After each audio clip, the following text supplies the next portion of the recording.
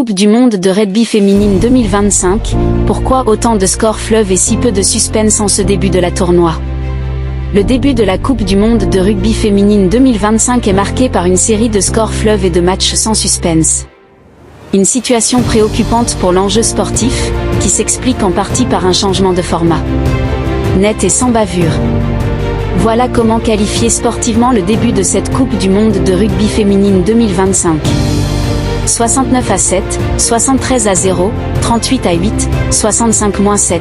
La première journée de compétition, qui a rencontré un magnifique succès populaire dans les stades, n'a pas été marquée par le suspense.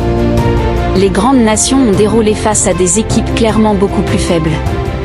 Face à cet écart flagrant de niveau, doit-on commencer à s'inquiéter pour l'enjeu sportif, élément central d'un tournoi réussi? Ce genre de score fleuve n'est pas une nouveauté dans le rugby.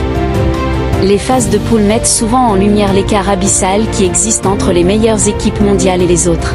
Lors de la dernière Coupe du monde en Nouvelle-Zélande, l'Angleterre avait, par exemple, infligé un 84-19 aux Fidji et un 75-0 à l'Afrique du Sud.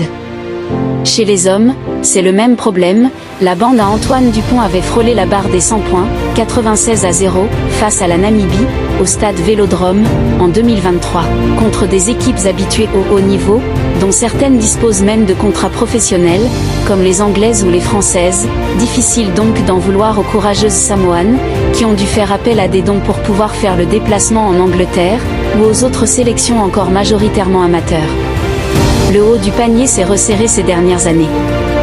Depuis 3 ans, des équipes, comme le Canada ou l'Irlande, s'invitent parmi les meilleures nations mondiales et montent en puissance. Mais pour cette 10e édition, la fréquence des énormes cartons se multiplie. En cause, le nouveau format de la Coupe du monde. World Rugby a en effet décidé d'ouvrir la compétition à davantage de pays, en passant de 12 à 16 nations participantes.